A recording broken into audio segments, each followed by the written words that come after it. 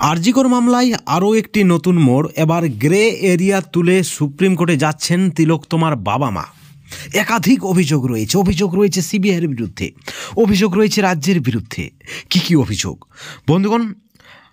আরজিকর কাণ্ডে যেভাবে সারা দেশ তোলপাড় হয়েছে, সকলেই চাইছেন দোষীদের চরম শাস্তি হোক। ইতিমধ্যে গ্রেপ্তার হয়েছে সিভিক ভলেন্টিয়ার, এবং এক সিভিক ভলেন্টিয়ারকে শুধুমাত্র গ্রেপ্তার করেছে। এখানেই প্রশ্ন তিলোত্তমার বাবা মায়ের, কারণ আরজিকরের ঘটনা একটা রীতিমতো পরিকল্পিত এবং ষড়যন্ত্র। এই ঘটনার সঙ্গে আর কারা কারা জড়িত, তারা কেন গ্রেপ্তার নয়?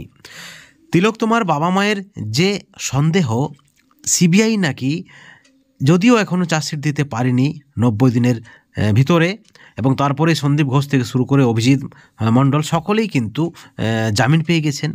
এবং যেটা সন্দেহ করছে তিলোত্তমার বাবা মা, যে সিবিআইয়ের চার্জশিটে দোষী যারা, তাদের নিয়ে নাকি কিছু বলাই হবে না। অর্থাৎ কোথাও না কোথাও সিবিআইয়ের ভূমিকায় প্রশ্ন তুলেছেন নির্যাতিতার বাবা মা, এবং তারা মনে করছেন আরজিকরের ঘটনায় বেশ কিছু গ্রে জোন রয়েছে, সেই সকল তুলে ধরার জন্য তারা সুপ্রিম কোর্টে মুভ করতে চলেছেন।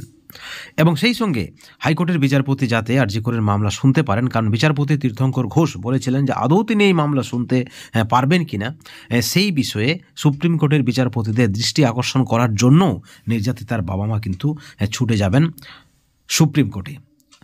তাদের যে যুক্তি রয়েছে যে তাদের মেয়ের সঙ্গে যে অকথ্য ঘটনা ঘটেছে, যে অত্যাচার ঘটেছে, যাতে করে বাংলার আর কোনো বাবা মায়ের সঙ্গে না ঘটে, তার জন্যই তারা সুপ্রিম কোর্টে যাবেন, যাতে করে সঠিকভাবে তদন্ত প্রক্রিয়া চলে এবং তারা যেন বিচার পায়, দোষীদের চরম যেন শাস্তি হয়। নির্যাতিতার মা বলছেন যে তিনি নিজে একজন সাক্ষী, তা সত্ত্বেও তার সাক্ষ্য কিন্তু নেওয়া হয়নি। অর্থাৎ একাধিক অভিযোগ রয়েছে, সেই অভিযোগগুলি একের পর এক পয়েন্ট করে তারা সুপ্রিম কোর্টে মুভ করবেন।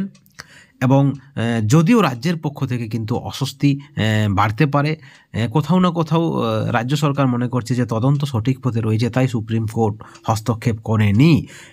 এবং অনেকেই মনে করছেন, রাজনৈতিক মহলে আপনারা সকলে জানেন যে আরজিকরের যে ঘটনা, জুনিয়র চিকিৎসকদের ধর্ণা কর্মসূচি আপনারা দেখেছেন, তারা কিভাবে জামিনের বিরোধিতা করেছেন, সন্দীপ ঘোষ থেকে শুরু করে অভিজিৎ মণ্ডলের। অর্থাৎ রাজনৈতিক দিক থেকে এই ঘটনা কিন্তু কোথাও না কোথাও অত্যন্ত একটা প্রভাব ফেলবে 2026-এর বিধানসভা নির্বাচন।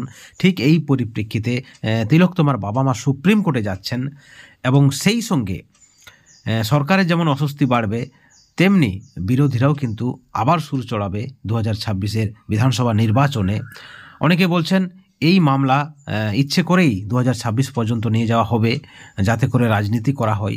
অপরদিকে রাজ্য সরকার বলছে তদন্ত সঠিক পথে রয়েছে, তাই সুপ্রিম কোর্ট হস্তক্ষেপ করেনি। অর্থাৎ সব মিলিয়ে একটা জটিল পরিস্থিতি সৃষ্টি হয়েছে আরজিকরের ঘটনায়।